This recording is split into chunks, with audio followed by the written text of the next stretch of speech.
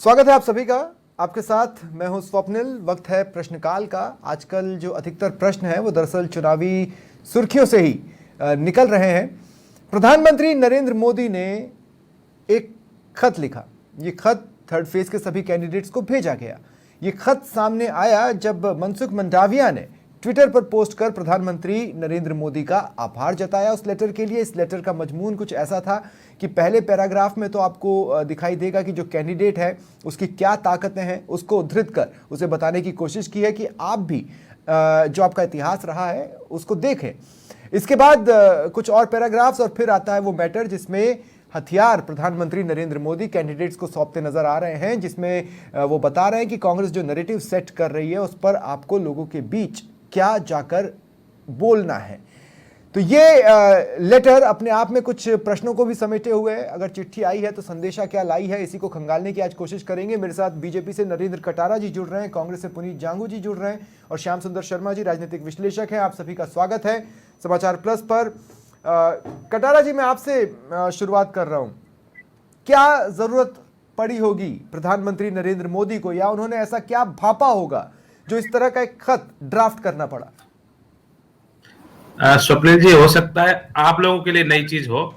हमारे प्रधानमंत्री जी लगातार पत्र भेजते रहते हैं और उनके पत्र आते रहते हैं। हाँ। आपको जान के आश्चर्य होगा, हाँ। कार्यकर्ताओं के जन्मदिन पर भी उनके पत्र आते हैं।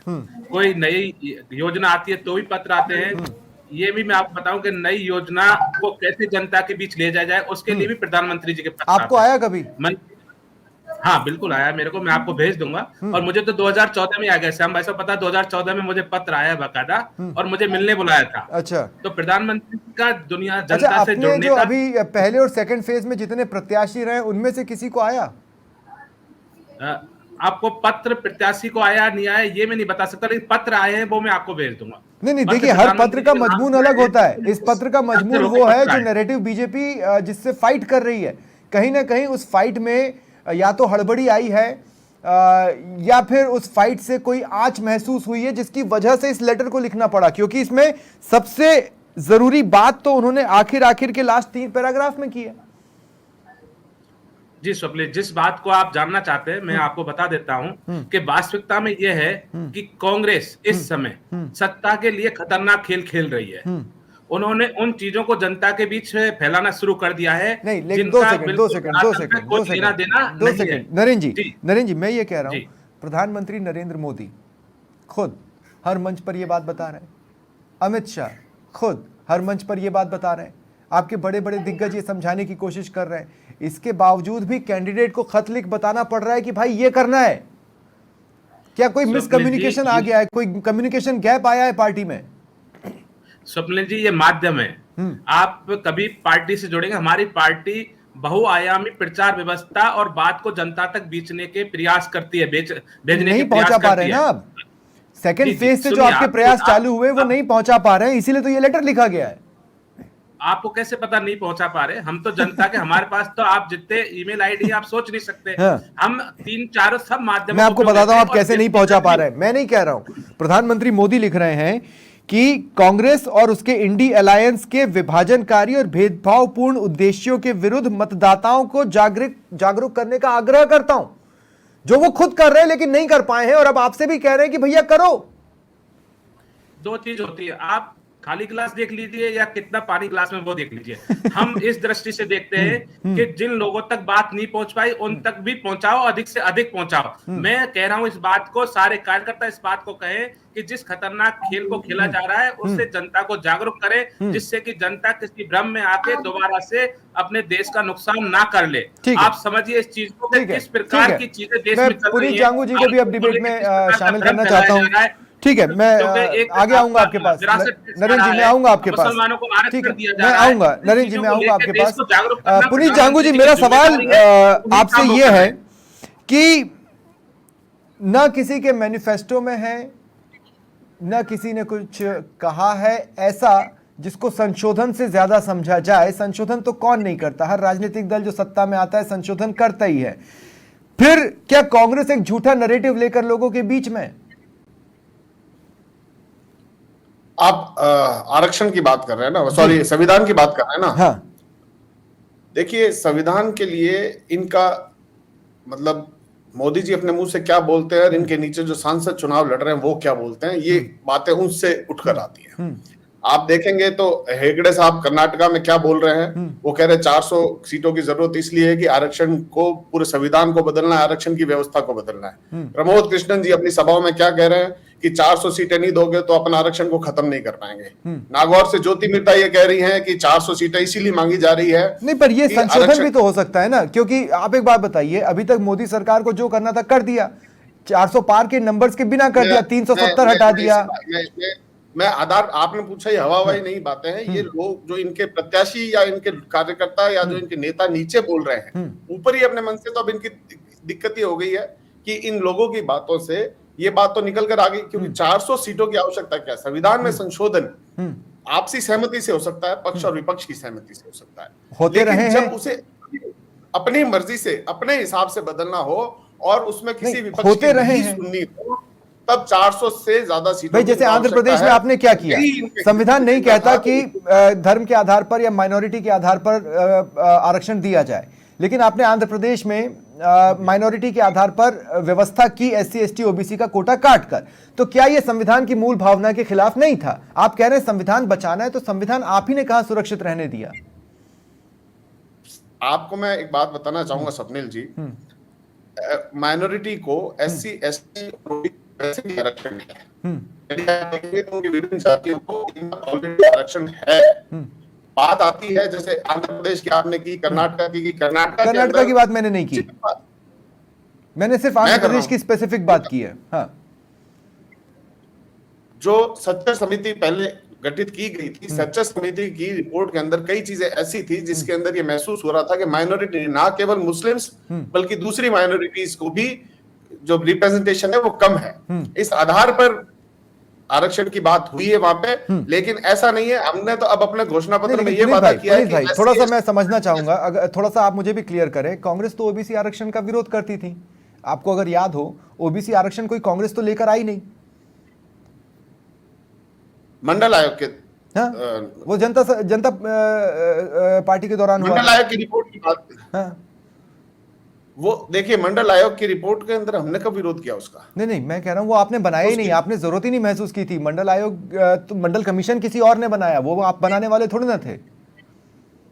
देखिए तब की परिस्थिति अलग रही होगी, लेकिन हमने कभी इसका विरोध नहीं किया है। आज तक आरक्षण का हमने कभी किसी का विरोध नहीं किया। आरक्षण की समीक्षा नहीं होनी चाहिए?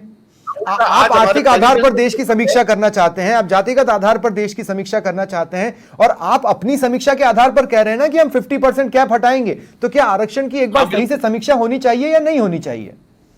आरक्षण की जो कैप है वो हटना चाहिए। अब जब सभी जातियों को आरक्षण, मैं यही बोल रहा हूं, आप किसी कोई तो समीक्षा करके ये निष्कर्ष पर पहुंचे। पुनीत भाई आप सुनिए, पुनीत भाई आपने किसी तरह का सर्वे करके, आपने किसी तरह की स्टडी करके ही तो इस निष्कर्ष पे पहुंचे ना कि 50% कैप हटाना पड़ेगा। तो मैं यही कह रहा हूं कि आरक्षण की शुरू से समीक्षा होनी चाहिए या नहीं होनी चाहिए, और संशोधनों का इतिहास तो आपका रहा है। करने की बात नहीं कह रहे हैं, उसे बढ़ाने की बात कर रहे हैं, आवश्यकता अनुसार उसमें बदलाव आगे ले जाने की बात कर रहे हैं। आपके रहते हुए आवश्यकता बढ़ गई, आपके रहते हुए आवश्यकता बढ़ गई। आप आरक्षण के मकसद को आपके रहते ही सॉल्व नहीं कर पाए, तो अब आप पे भरोसा क्यों करें? क्योंकि कांग्रेस ने हमेशा अपने संविधान की कंपैरेटिवली बहुत ज्यादा सुरक्षा की है। इमरजेंसी बीजेपी ने नहीं लगाई। आप देखिए आम आदमी को, इमरजेंसी बीजेपी ने नहीं लगाई। मुझे नहीं पता आपने किस संविधान की रक्षा की है। मैं आपको बता देता हूं, हमने संविधान के अंदर जो आम आदमी के अधिकार हैं उनको ज्यादा से ज्यादा उनको दिया है, चाहे वो राइट टू इंफॉर्मेशन हो, राइट टू हेल्थ हो। श्याम सुंदर जी, मैं आपके पास आ रहा हूं। श्याम सुंदर जी, वैसे तो बहुत से हाइलाइट्स हैं इस प्रधानमंत्री मोदी के लेटर में, वैसे तो बहुत से हाइलाइट्स हैं, लेकिन बिटवीन द लाइंस भी बहुत कुछ है जो राजनीति की समझ रखने वाले अच्छे से समझ रहे हैं। श्याम जी, देखिए स्वप्निल जी, मैंने भी वो पत्र पूरा पढ़ा। हाँ। और कैंडिडेटों को जो पत्र लिखा जा रहा है, क्योंकि प्रधानमंत्री के पास सोर्स बहुत होते हैं। हाँ। पहली बात तो फर्स्ट पैरा तो वो लिखा जाता है जो उसकी उपलब्धि है, किस प्रकार से उसको उत्साहित किया जा सकता है, पहला पैरे में तो वो है। दूसरे पैरे में फिर वही वाली बात है कि जिस प्रकार से 2 चरण के चुनाव होने के बाद हम किस तरफ जाने वाले हैं। और निश्चित रूप से देखिए, मुस्लिम आरक्षण की बात को लेकर के उसको ज्यादा से ज्यादा प्रचारित करना, मतलब ये बात सही है कि हमको मुस्लिमों के वोट तो मिल नहीं रहे। पहले 5-7% मिलते थे, अब वो नहीं मिले तो कोई बात नहीं, हमको 80 जो 85% वोट है उसका हिस्सेदारी ज्यादा से ज्यादा कैसे मिले, उस पर देखिए उन्होंने पूरा तरीके से, और गर्मी भी है और किस प्रकार से बूथ को जीतने का संकल्प। अब प्रधानमंत्री की तरफ से पत्र लिखा जा रहा है, हाँ। ये पार्टी के अध्यक्ष की तरफ से पत्र नहीं लिखा जा रहा है। हाँ। ये मुझे अचंभा ये होता है कि पार्टी चला कौन रहा है। देखिए होना तो ये चाहिए पार्टी का अध्यक्ष जेपी नड्डा की तरफ से आता। हाँ, ये तो सही बात है, प्रधानमंत्री तो देश के प्रधानमंत्री है, हाँ। किसी पार्टी के प्रधानमंत्री नहीं होते। हाँ। इसका मतलब है कि आप प्रधानमंत्री का ज्यादा वर्चस्व जमाना चाहते हो, पार्टी अध्यक्ष का वर्चस्व खत्म करना चाहते हो। देखिए पार्टी का अध्यक्ष खत्म ही है, सर्वोपरि होता है, ये तो अगर हम प्रचार की रणनीति को देखें तो ऐसा लगता है कि राष्ट्रीय अध्यक्ष तो खत्म ही है। नहीं, अब मैं कह रहा हूं कि देखिएगा, आपने तो एक पत्र, मैंने दूसरा पत्र ज्योति सिंधिया जी का भी पढ़ा।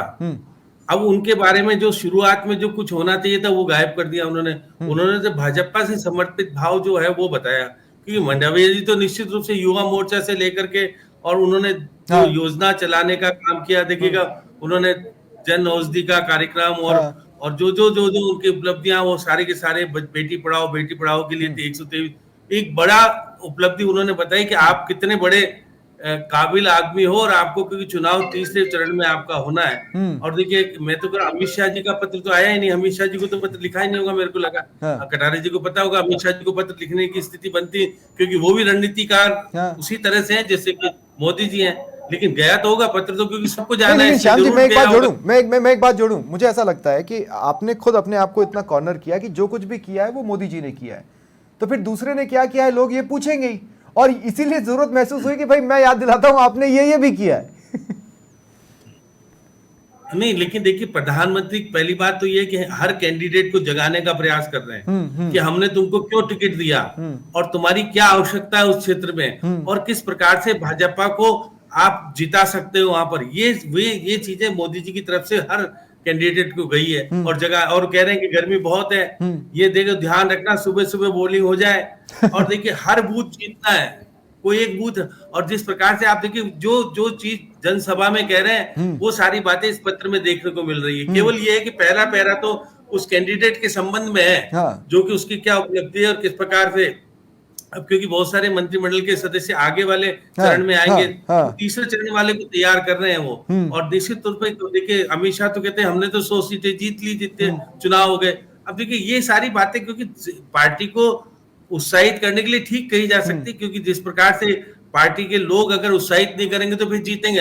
हारने के लिए कोई चुनाव नहीं लड़ता, कांग्रेस भी चुनाव लड़ रही जीतने के लिए लड़ रही, या सपा लड़ रही तो जीतने के लिए लड़ रही। अभी शरद पवार का मैं देख रहा था कि वो भी कुछ चीजें इसका जवाब दे रहे थे, और किस प्रकार से जवाब दे रहे थे वो भी देखिएगा। वो भी बहुत पुराने हैं, वो कांग्रेस के पुराने थे, उसके बाद किस तरह की स्थितियां बनी। तो मोदी जी को कह रहे हैं कि महाराष्ट्र में आकर के मोदी जी आपकी स्थिति वो नहीं है जो गुजरात में और बाकी जगह पर आप बोल करके आ रहे हो। कहते हैं सर, ऐसा इंग्लिश में कहा जाता है कि desperate times need desperate efforts, और मुझे ये लेटर हल्का सा उस कड़ी में नजर आता है। मैं एक बार फिर नरेंद्र कटारा जी के पास जाना चाहूंगा। नरेंद्र कटारा जी, बीजेपी को याद दिलाने की कोशिश की गई, बीजेपी के एक एक व्यक्ति को ये याद दिलाने की कोशिश की गई प्रधानमंत्री मोदी द्वारा कि कांग्रेस का इरादा SC ST और OBC समुदायों से आरक्षण छीनकर अपने वोट बैंक को देना है। मुझे पक्का यकीन है कि एक एक कार्यकर्ता, एक एक नेता प्रधानमंत्री मोदी की स्पीच तो सुनता होगा, तो क्या बीजेपी के कार्यकर्ता प्रधानमंत्री मोदी को समझ नहीं पा रहे हैं स्पीच में, जो स्पेसिफिकली लेटर भी लिखना पड़ रहा है? स्वप्निल जी, श्याम सुंदर भाई साहब ने तो मुझे शुरू से देखा है। इंडिया 272 प्लस का हमने कैंपेन चलाया था 2014 में। वह हमारा जो श्रेणी थी वो ये थी, पहले अपने तो कैंपेन 2004 में शाइनिंग इंडिया का भी चलाया था, उसका हश्र क्या हुआ था किसने देखा? कहीं ये 400 पार शाइनिंग इंडिया तो नहीं है। आप सुनते बहुत कम है, आप पूछते हैं, आप सुनते तो है ही नहीं बिल्कुल। समस्या है आपके साथ, आप सुना करो थोड़ा सा। तो हमें साफ निर्देश थे, मॉक पार्लियामेंट, नुक्कड़ नाटक, रैली और राइट टू लेटर। मतलब हमारे सोपान थे कि छोटी मीटिंग करेंगे, नुक्कड़ नाटक करेंगे, रैली करेंगे, उसके बाद में पत्र लिखेंगे। ये मैं 2014 की बात कर रहा हूँ। तो हमारे चीजों को जनता तक पहुंचाने का तरीका आज का नहीं है, शुरू का है, और उसी तरीके पे प्रधानमंत्री जी काम कर रहे हैं, जहां तक मैं सोचता हूं। और उन्होंने सुनिए, आप बात सुना करो थोड़ा सा, आप पूरी बात सुना। मैं आपको मुद्दे पे लाने की कोशिश कर रहा है कि मेरा काम है कि मैं अपने कार्यों का रिपोर्ट कार्ड जनता के बीच लेके जाऊंगा और जनता को वो नहीं, हर पर बात इसी लेटर में वो बताऊंगा। अपनी जीत के लिए तो आश्वस्त नजर आते हैं। जब उन्होंने ये लिखा कि और साथ में नहीं, 2 सेकंड मैं आपको एक बात बता दूं कि बहुत अच्छे से वो अपने चुनाव में ये लिखते हैं कि आप संसद में आकर मेरी ताकत को बढ़ाएंगे। ये प्रधानमंत्री मोदी लिख रहे हैं। 2 सेकंड मैं बता रहा हूं, प्रधानमंत्री मोदी इस लेटर में ये भी लिख रहे हैं कि आप संसद में आकर मेरी ताकत को बढ़ाएंगे। वो ये मानकर चल रहे हैं कि वो जीतेंगे, है ना, लेकिन वो ये मानकर नहीं चल पा रहे हैं कि दूसरे भी जीत रहे हैं, इसीलिए इस सेंटेंस की जरूरत होती है। हम तो सेंटेंस पे जा रहे हैं। दूसरा, आपने कहा कि 2014 में आपने 272 का लक्ष्य रखा। 2 सेकंड मैं आपको पत्र लिखूंगा तो आपकी बात करूंगा, श्याम जी भाई साहब पत्र लिखूंगा श्याम जी भाई साहब बात करूंगा, ठीक है। मैं आपको करेंगे तो अपनी बात ना करूंगा, उसमें दूसरों की बात क्यों करूंगा? अच्छा, दूसरा, जब आप ये कह रहे हैं कि 272 का लक्ष्य आपने रखा था 2014 में, लक्ष्य तो शाइनिंग इंडिया भी था 2004 में। मैं बता रहा हूँ किस प्रकार से हमारी व्यवस्थाएं चलती है, किस प्रकार से हमारा प्रचार प्रसार चलता है, किस प्रकार से जनता तक हम बात पहुंचाते हैं। हमारे सोपान बने हुए हैं। हम विद्यार्थी परिषद से चाहते हैं कि किस प्रकार इकट्ठा होना है, कैसे काम करना है, कैसे घर घर जाना है, किस प्रकार से संबंध बनाने हैं। मैं एक आपके नाम पत्र लिखूं, स्वप्निल जी, आप भारत देश के नागरिक हैं, जिम्मेदार नागरिक हैं, आप अपना काम कीजिए और देश को बनाइए। मेरा पत्र आपके पास आए तो आपको अच्छा लगेगा। तो इसी प्रकार के पत्र के एक प्रधानमंत्री, पर आप एक नैरेटिव भी लेकर चलिए, जो मैं लेकर चल रहा हूं उसी नैरेटिव को लेकर चलिए। अच्छी बात है। ठीक है, ठीक है। पुनीत जांगू जी, अब मैं आपके पास आ रहा हूं। पुनीत जांगू जी, जितना हमें नजर आ रहा है या जितना हम यहां से देखकर समझ पा रहे हैं, वो ये नजर आ रहा है कि कांग्रेस के एक नैरेटिव ने बीजेपी को उलझाया तो है, लेकिन बीजेपी उस पर फाइट करना चाहती है, बीजेपी उस पर, आप पर अटैक करना चाहती है और उनके पास ढेर सारा असलहा है आपको घेरने के लिए। ये बात आप लोग समझ रहे हैं? देखिए, नैरेटिव जो कांग्रेस दे रही है वो बेसिकली इस देश की जनता का नैरेटिव बन चुका है। अब समस्या ये आ गई है कि प्रधानमंत्री मोदी जी की जो बात है, जो झूठ वो हर मंच से कह रहे हैं, वो झूठ चल नहीं पा रहा है। और अभी अपने सांसदों को, जो उस झूठ को बोलना नहीं चाहते, अपने सांसदों को ये पत्र लिख के कह रहे हैं कि तुम भी ये झूठ बोलो। नहीं तो और इतना बोलो। कांग्रेस ड्रामेटाइज नहीं कर रही है चीजों को, कांग्रेस भी तो अपने स्तर पर ड्रामेटाइज कर रही है चीजों को। ये पत्र उससे ज्यादा कुछ नहीं है। ये पत्र कांग्रेस भी तो ड्रामेटाइज कर रही है ना चीजों को। स्वप्निल जी, पहले दिन से 400 का हाई तोबा लगा रखा है इन्होंने। 400 क्यों, 400 क्यों? कांग्रेस तो आपने कहा ना दादा, कोई हाई तोबा नहीं लगा रखा स्वप्निल जी। इनके नेताओं के 2 सेकंड मैं रोक रहा हूँ। कटारा जी, 2 सेकंड। कटारा जी, जब मैं आपसे बात कर रहा था, मैं आप ही से बात कर रहा था, और जब मैं कांग्रेस से बात कर रहा था मुझे कांग्रेस से बात कर लेने दें। मैं 2 सेकंड रोक रहा हूँ। मैं ये कह रहा हूँ कि 400 का नारा नरेंद्र कटारा जी आप ही की पार्टी ने दिया, लेकिन पुनीत जांगू जी, मैं आपसे एक बात कहना चाह रहा हूं और इस बात को गंभीरता से लीजिएगा। क्या आप लोग ड्रामेटाइज कर रहे हैं? और मैं ये इसलिए पूछ रहा हूं, आज एकाएक राहुल गांधी आते हैं और वो ये कहते हैं कि आज से आपको हर रोड शो में, हर रैलियों में, हर सभाओं में पवित्र संविधान को लेकर जाना है। क्यों पहले और दूसरे चरण में ये नहीं हो सकता था? आप ड्रामेटाइज कर रहे हैं क्योंकि बीजेपी अटैकिंग हो रही है, तो आप ड्रामे पे जा रहे हैं। ये इसको ड्रामेटाइजेशन आप कह सकते हैं, लेकिन हम तो इसको रियलाइजेशन के अंदर एक अपना तरीका बना रहे हैं जिससे लोगों को और भी यकीन हो कि हम इस संविधान के पहले दूसरे चरण में नहीं। हम ये कह रहे हैं कि भारतीय जनता पार्टी इस संविधान को बदलना चाहती है। इनके 10 नेताओं के बयान मैं आपको अभी सुना सकता हूं, जो ये कह रहे हैं कि 400 सीटों की आवश्यकता है ताकि 2 सेकंड पुनीत जांगू जी, मोदी सरकार ने या इससे पहले अटल सरकार ने एक ऐसी चीज की हो जिससे लगे संविधान पर खतरा है, वो बताइएगा। मैं आपके गिनाता हूं। आपने जितने राष्ट्रपति शासन लगाए हैं, जितने संशोधन किए हैं और जिस तरह से इमरजेंसी लगाई है, उससे यह तो नजर आता है कि कांग्रेस एक वक्त लोकतंत्र के लिए खतरा थी। अब ऐसा ही अटल सरकार और मोदी सरकार का गिना दीजिए। सिंपल सा सवाल है। देखिए साहब, इनको मैं आपको एक बात बता देता हूँ, ये बहुत स्टेप बाय स्टेप चलते हैं। इन्होंने पिछले 10 सालों में अपनी कुछ चीजों को अपने मनमाने तरीके से किया है। वो एक तरह की तानाशाही है। जैसे आप चाहे इसमें जीएसटी को ले लें, जीएसटी कानून इन्होंने रातों रात लागू करके कितना बिजनेस को नुकसान किया। मोनेटाइजेशन जीएसटी तो आपका भी सपना था, वो हमारा था, पर उसका एक स्टेप वाइज था। वो इकोनॉमिक रिफॉर्म था, एक तरीके का थोपने की चीज नहीं थी। वो इकोनॉमिक रिफॉर्म था। और एक इंटेलिजेंस रिपोर्ट ये कहती है कि उस वक्त गुजरात के चुनाव थे, मोदी सरकार की साख डिमोनेटाइजेशन से खराब हो गई, तो वो जो इंटरनेशनल रेटिंग एजेंसीज है उन्होंने कहा आपको इकोनॉमिक रिफॉर्म। पर इसके बावजूद जीएसटी के बावजूद वो गुजरात जीत लाए और मोनेटाइजेशन के बाद यूपी जीत लाए। आप जितना प्रशासन का गुजरात में उपयोग किया गया है उससे ज्यादा तो आज तक किसी चुनाव में नहीं होगा। मैं खुद उस चुनाव में भागीदार था, मैं वहां पर एक प्रतिनिधि के तौर पर भागीदार था। मैं जानता हूँ कि किस प्रकार इन्होंने गुजरात चुनाव जीता है, अपने संसाधनों का दुरुपयोग करके। ठीक है, प्रशासनिक दो सेकंड, पुनीत जांगू जी, पुनीत जांगू जी, दो सेकंड, नवीन कटारा जी, मैं 2 मिनट आपको रोक रहा हूँ, 2 मिनट में आपको रोक रहा हूँ। पुनीत जांगू जी, एक सवाल और ले लें, उसके बाद बस एक सवाल और ले लें। पुनीत जांगू जी, मैं ये आपसे कह रहा हूँ, इस पूरे लेटर में ये जद्दोजहद नजर आ रही है कि हमें वोट चाहिए और आप वोटों की व्यवस्था करो, है ना? इसका मतलब है कि ईवीएम में बटन दबाने, किसी का भी बटन दबाने से वोट बीजेपी को नहीं जाता। आप समझ रहे हैं इस बात को? और आप इसी लेटर को सीरियस ले रहे हैं। मैं तो इस लेटर में एक ही चीज मैं समझ पा रहा हूँ, वो ये है कि प्रधानमंत्री मोदी की बात अब आम जनता सीधे नहीं सुन रही है। वो ये जनता को तो लिखा ही नहीं है सर, जनता को कहाँ लिखा है? जनता को तो बोल रहे हैं ना, जनता को तो बोल के कह रहे हैं सीधा। अब वो बात जनता उनकी सुन नहीं रही, टीवी के माध्यम से वो ढंग से सुन नहीं रही, तो कह रही तुम कार्यकर्ता के मुंह से। इसका जवाब नरेंद्र कटारा जी आपको देना चाहिए। यही मेरा आपसे इनिशियल सवाल था भी कि प्रधानमंत्री मोदी जब खुद बोल रहे हैं, फिर एक एक व्यक्ति को दोबारा से समझाने की, याद दिलाने की जरूरत क्यों पड़ी? स्वप्निल जी, जब से देश की राष्ट्रपति दलित समाज से आई हैं और ओबीसी वर्ग से प्रधानमंत्री बने हैं, कांग्रेस को खटकने लग गए दोनों वर्ग। अब ये एक गुमराह कर रहे हैं देश को कि आरक्षण के नाम पे, संविधान के नाम पे कैसे भी मोदी जी को पीछे ढकेला जाए।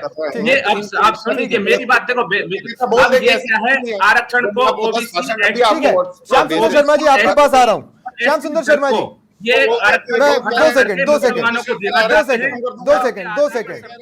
सेकंड, मैं अब आपको रोक रहा हूं। मैं इस लेटर को सीधे तौर पर देख रहा हूं श्याम सुंदर शर्मा जी कि ये दिग्गजों को टास्क दिया गया है, ये कार्यकर्ताओं को टास्क दिया गया है और इनके आगे का भविष्य इसी टास्क के हिसाब से तय होगा। ये तो हो गया पॉइंट नंबर 1। और पॉइंट नंबर 2 ये कि पहले चरण और दूसरे चरण में जो कुछ भी नरेंद्र मोदी ने भापा है उसका सार भी इसी लेटर में है। श्याम सुंदर जी, कितना झूठ बोला था, संविधान को कोई बदल सकता है क्या? सुन लीजिए, आप सुन तो लीजिए। देखिए मेरी बात सुनिए कि आपने देखिए 102, अरे सुने 102 पहली चरण में चुनाव 102 सीटों पर हुआ जी। उसके बाद मतदान कम हुआ, चिंता का विषय पार्टी के सामने आया सामने, और ये निकल के आया कि 400 पार हो गई, अब तो जरूरत भी नहीं है। तो इसलिए चिंता का विषय तो बना, 400 पार कहने से नहीं होगी, इसलिए मोदी जी ने जगाने का काम किया। फिर आपके 89 वोटों के वो सीटों के चुनाव हुआ। अब देखिएगा 2 बड़े चरण हैं। आप देखिएगा अब 94 सीटों के चुनाव हो रहे हैं, उसके बाद 96 सीटों के 2 बड़े चरण में अब मोदी जी को जगना पड़ा और अपने कैंडिडेट को पर्सनल पत्र लिखना पड़ा, पत्र लिख करके जगाना पड़ा कि भाई आप जागो, क्योंकि आप नहीं जीते तो मैं तो वहां जो सपने सोच के आया हूँ 47 के, देश 2047 में कैसा बनेगा वो भी विजन साथ में बता रहे हैं। वो ये नहीं कह रहे कि 5 साल के लिए हमको चुनना है, हमको तो आगे के विजन की बात कर रहे हैं। और देखिए सुनो सही, एक कटारा जी, मैं तो पत्र की बात कर रहा हूँ, मैं अपने मन से कुछ नहीं कह रहा। जो चीजें 2 चरण में जिस तरह की बातें कही, आपको ये कहना पड़ रहा है कि सुनो तो सही, उसमें आपको कहना पड़ रहा है कि देखिए कांग्रेस ने आंध्र प्रदेश और कर्नाटक में जिस प्रकार से मुस्लिमों को दिया और आपने बदला, ये भी बात जिक्र करें। ये बात ज्यादा से ज्यादा देश में फैलनी चाहिए, जिससे कि आपको मुस्लिम वोट दे नहीं रहा, इसलिए मुस्लिमों को तो कोई जरूरत नहीं है। बाकी के वोटों की चिंता किस प्रकार से मेरे वोट पक्के हो और मैं 2047 का विजन लेके जो चल रहा हूँ, वो तो अभी की बात ही नहीं कर रहे ना आप। 2047 की बात, ये पहले 2 चरण का सार है श्याम सुंदर शर्मा जी, इसमें कोई दो राय नहीं है। लेकिन साथ ही ये भी है कि टास्क दे रहा हूं, कंप्लीट करो तभी पार्टी में भविष्य, नहीं तो नहीं है। आप लास्ट पैराग्राफ पढ़ लीजिए, लास्ट 2। नहीं, वो कह रहे हैं सत्ता में नहीं आए तो फिर रहेगा क्या मेरे पास। इसलिए सत्ता लाने के लिए आपको जगाना होगा, और अगर आप जीतोगे तो मैं जीतूंगा। और फिर देखिए बाद में देखिएगा वो लास्ट में जो लिखी बात, वो देखिएगा कि देखिए मोदी की गारंटी है 24x7 4 247, ये है 2047। और मोदी तो देश के लिए है, बाकी देश के लिए नहीं है क्या? मोदी देश के लिए क्यों, बाकी सब लोग देश के लिए। ठीक है, मैं दोनों ने ही हाथ उठाया हुआ है, तो मैं आप लोगों को 10-10 सेकंड और दे देता हूं, उसके बाद मैं क्लोज करूंगा। कटारा जी सबसे पहले आप 10 सेकंड बोल लें। स्वप्निल जी, हमारा सीधा सिद्धांत है, पार्टी का कैडर है कि हमें अधिक से अधिक जनता के बीच जाना है, हर संभव प्रयास करना है कि हम जनता के बीच अपने विकास, विश्वास और जो विपक्ष की जो झूठी अफवाहें उनको जनता के बीच ले जा सके। जनता को ठीक है, जगाने आ का गई काम आपकी हम बात, कर रहे हैं। आ गई हम आपकी विश्वास बात, और लेकिन विकास आपकी के बात से एक साथ सवाल उठता है, 400 क्या पार कैडर आज करेंगे और अपने इस आप देश को आगे कैडर लेके समझ जाएंगे। पा रहा है? ये एक सवाल जरूर उठता है जिस पर किसी अलग दिन बहस होगी। जांगू जी, आप क्या कहना चाहते हैं? देखिए स्वप्निल जी, मोदी जी ये बात हर कैंडिडेट को फोन करके भी कह सकते थे, हाँ। लेकिन उन्होंने लेटर लिख के भेजा है, तो ये उस अपने माध्यम से उन चर्चा हो रही है। कार्यकर्ताओं को मैसेज देना चाहता है कि भाई देखो मोदी जी ने मुझे लेटर लिखा है, तुम अब इस झूठ को आगे मगर वो बोलो, तो लेटर लिखते वरना रहे हैं, मोदी ये कोई पहला मौका नहीं है। ये बात बिल्कुल सही है कटारा जी की, वो शुरू से पहले भी लिखते लेटर हैं। लिखते रहे हैं। वो ये बात तो वो फोन करके भी कह सकते थे ना, हर कैंडिडेट को भी ध्यान रखना, लिखते हुए मजबूती से ठीक है, लड़ना, ठीक है। लेकिन उन्हें लेटर को वायरल ठीक है श्याम जी, मेरा अंतिम सवाल है। श्याम जी, मेरा अंतिम सवाल है। मैं 20 सेकंड, मेरे पास सिर्फ 20 सेकंड बचे हैं। श्याम जी, आप क्लोजिंग कमेंट दे दें, कांग्रेस मैं के सवाल झूठ नहीं को लेता। जनता के बीच लेके जाओ। हाँ। कांग्रेस के जी, झूठ से जनता गुमराह ना हो। ठीक है कटारा, कांग्रेस आपको का सवाल- झूठ श्याम से जी, दोबारा से है जनता कि परेशान केवल ना और हो, केवल जनता इसलिए के जाओ। झूठ कांग्रेस के झूठ से कांग्रेस- जनता के दो बीच मिनट लेके कटारा जाओ। जी और आप जांगू जी, मैं आप मुझे दोनों को सुनिए रोक रहा हूँ। जरा, क्लोजिंग आप कमेंट का वक्त है, सुनिए। प्लीज। किसने मेरी कहा? बात वाले साहब देखिए, ने विश्वास- कांग्रेस के सुनिए, झूठ से परेशान अरे सुनिए जनता दोबारा कटारा जी, गुमराह ना हो। हाँ, 2 कटारी सेकंड। जी हाँ, जरा सुन लीजिए, हाँ, मेरी बात सुनिए। जिस प्रकार से राहुल गांधी कुछ भी नहीं है तो अध्यक्ष के ऊपर हावी है, हाँ। आपका भी अध्यक्ष हावी नहीं है, इसलिए प्रधानमंत्री जी हावी, और प्रधानमंत्री जी अपनी बात को मैं बिल्कुल भी सहमत नहीं सुनो, हूँ। अरे सुन नहीं, ठीक है, लीजिए, पार्टी- ये हाँ। पत्र केवल पार्टी के कैंडिडेट के लिए नहीं है, ये सार्वजनिक इसलिए किया गया है कि वहां के लोगों को पता पड़े कि प्रधानमंत्री जी ने किस काबिल आदमी को खड़ा किया है। Exactly. और उसके सारे पार्टी को जिताना चाहते हैं, और किस तरह की योजना है उसको किस तरह से पहुंचाया जाए। तो एक तरीका है, माध्यम है। देखिए, आपका इवेंट मैनेजमेंट का तरीका प्रधानमंत्री जी का बहुत अच्छा होता है, वो समझ पाया, आप मैं तो समझ गया समझे भाई साहब, कि वो एक बात केवल कहना चाहता हूँ कैंडिडेट को इसमें। नहीं जगाना चाहते, एक बात कहना चाहता हूँ। ठीक है, बहुत बहुत शुक्रिया, बहुत बहुत शुक्रिया आप सभी का मेरे साथ जुड़ने के लिए और चर्चा में शामिल होने के लिए। ये था प्रश्नकाल। नमस्कार।